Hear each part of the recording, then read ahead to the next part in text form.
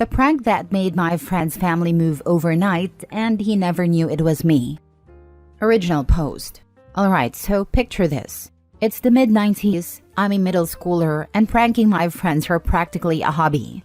One Friday, I was hanging out with a couple of my buddies. Let's call them Derek, Jamie, and Sam. We were riding bikes after school, just goofing around when Derek suggested we make a quick stop by his place so he could feed a dog. I had read about a genius prank in Mad magazine, and suddenly I knew exactly what I wanted to try. The prank was classic. You lift the toilet tank lid, position the fill hose just right so it sprays water at the person who flushes it.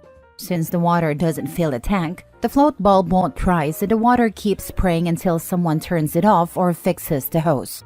It was foolproof, or so I thought. As we got close to Derek's house, I put on my best desperate act. "Man, I really need to use the bathroom," I said, pretending to squirm. Derek told me no problem. He just needed to let the dog out and give it food and water. But then he said something that threw a wrench in my plans. To be honest, I need to go too. I panicked a bit. If he went before me, my prank was ruined.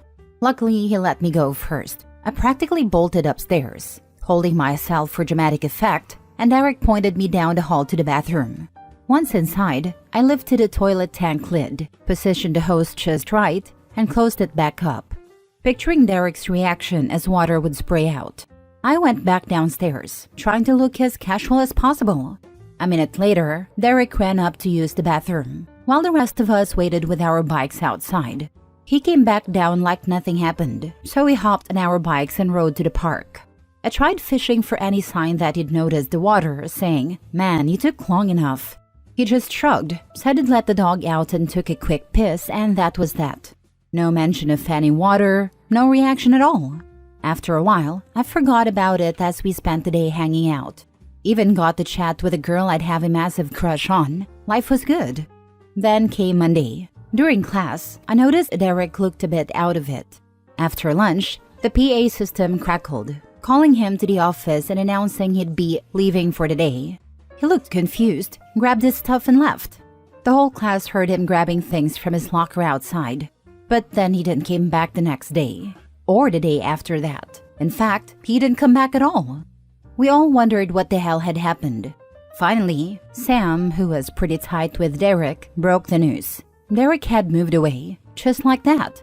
My heart dropped. Derek was one of my closest friends, and it didn't make any sense. Sam explained that Derek's parents had been out of town that weekend, leaving him to check on the dog. Apparently, when Derek had gone to the bathroom, he flushed without noticing anything, and the prank went into full effect. The water kept spraying out all day Friday, then all through Saturday and Sunday, flooding the entire bathroom, then the hallway, and eventually causing the ceiling to collapse into the living room, and water to completely flood out the main floor and basement. When Derek's parents came home on Monday, they found the aftermath of the disaster. They had no choice but to pick up and leave, as their house, which was already on the verge of being condemned, was now finished for sure. The house has been taken down. I felt my stomach drop and my face go pale as it all clicked together. My harmless prank had basically destroyed their entire house, and I was the reason he and his family had to pull plug and move away. He was a good friend to me. I never told anyone the truth, and I still feel a pang of guilt every time I think about it. I never saw Derek again. Now for the top comments before reading the mini update. So how come Derek didn't notice the carnage at any point during the weekend? Didn't he go home after hanging out? Where was he staying? How did the dog manage with only being let out once in 72 hours? I'm very baffled. He was actually staying with his grandma that weekend and would only swing by to feed a dog, who had a little setup out in the backyard. The dog food was kept in the back entrance, so we never even went fully inside the main house after that first day. I've thought about this so many times, and the details still blow my mind. But yeah, the house was definitely destroyed by the time his parents got home. This is the greatest use of this sub I have ever seen. It's a real sliding doors moment you caused for someone else. Could you track him down? Find out how his life played out. Maybe it was better off. I've definitely thought about reaching out, but honestly, the anxiety always kicks in hard. I can't shake the feeling that his life probably didn't improve after that incident. His family didn't have a lot of money, and looking back, it was a pretty big mistake on my part. The thought of trying to reconnect and potentially reopening old wounds is a tough one to wrestle with. Still, a part of me wonders where life took him after all that. Man, I know you feel guilty already, but holy crap, this is really bad. Yeah, it's so bad, right? Like, as an adult now, I can see how truly devastating that prank was. He ruined people's lives. Financially ruining a family over a prank. Yeah, I don't know if I would be able to look at anyone in the face again after learning what happened. The intention was never to actually financially ruin anybody, but to harmlessly spray water at one of my friends. Definitely not something I ever thought would happen. Mini update. Honestly, the reactions to this have been not that surprising, and not in a good way. People are saying I deserve terrible karma or even worse, blaming me for supposedly ruining an entire family. Some even go as far as to suggest my prank could have caused someone to spiral into addiction or something even darker. It's wild to see this level of anger over something I did as a 6th grader, when I was just a dumb, immature kid trying to pull a prank. A lot of people are saying I should reach out and apologize, but the truth is, I don't even have social media like Facebook or Instagram to try and track him down. And I want to be clear, this was never meant to harm anyone. It was just a prank I'd read about, and I didn't think through the consequences. Now looking back, I realize how serious it turned out to be, and it's something I've regretted for years. The hate and accusations I'm seeing here make it sound like I set out with some evil plan to destroy a family, which is just insane. I was a kid. I messed up, and I'm genuinely sorry for the damage it caused. But at this point, all I can do is acknowledge my mistake and try to move on, even if some people think that's not enough. And to Derek, if by some crazy chance you're reading this, I just want to say I'm sorry. We were young and dumb, as I'm sure you remember. From shooting each other with BB guns to jousting with sticks on our bikes, to launching Roman candles and bottle rockets at each other, we did some pretty crazy stuff. But this prank went too far, and I genuinely regret the mess it caused. I never meant for it to be more than a harmless joke, but it ended up way bigger than I could have imagined. I'm truly sorry for how it all turned out, and I hope life has been kind to you since. Next story. Am I the a-hole for not giving my late husband's mom any of the life insurance money after she paid for his funeral? My husband and I were both in our early 40s, married for 6 years, when he passed away suddenly a few months ago. It's been the hardest thing I've ever faced, and honestly, I've just been trying to survive each day since. Right after he died, his mom, my mother-in-law, stepped in and insisted on paying for all the funeral expenses. I was completely out of it, just in a fog, and really grateful for the help. Here's the thing, I totally forgot that my husband had a small life insurance policy through my job. I only remembered it recently and filed a claim, getting a payout. It's not a huge amount of money, but enough to help me move back across the country to be with my family and maybe put something down on a modest home so I can start over. When my mother-in-law found out about the insurance payout, she flipped out. She's demanding I pay her back for the funeral costs and accusing me of using her son. She said some really hurtful things, calling me selfish and implying I'm somehow profiting off his death. But she offered to pay for the funeral, and I truly didn't know about the insurance money at the time. I'm still so broken over losing him, and the thought of being cold heartless just adds to the pain. I know she's grieving too, but I'm trying to do what's best for me to heal and move forward. So, am I the a-hole if I don't give her the money? I'm already barely holding it together and just need a chance to rebuild my life. I'm ready, I hope, to handle the criticism that may be coming my way. Everyone sucks here. When you found out that you were going to be getting a payout from the insurance company, in my opinion, you should have let her know and offered to pay her back for the funeral expenses. Whether she chose to accept it or not is up to her, but I think the right thing would be to at least offer, even if some time had passed by that point. Sounds to me though like she said some pretty cruel stuff. Seems like she crossed the line. On the plus side, you probably won't have to talk to her ever again anyways. Fair point. In just a few comments I've seen so far, you all have made points that I feel I would normally think of / work through, but my brain is just not there yet. Flight or fight mode, I think. Also think of the fact she lost her son. No one is in the best headspace. Seems fair to just give her half of the funeral expenses if you can, then cut all contact with her since you have no children. She crossed a line with her insults that can never be fixed or retracted. In other words, she showed her true nature. Don't forget mother-in-law's grieving too.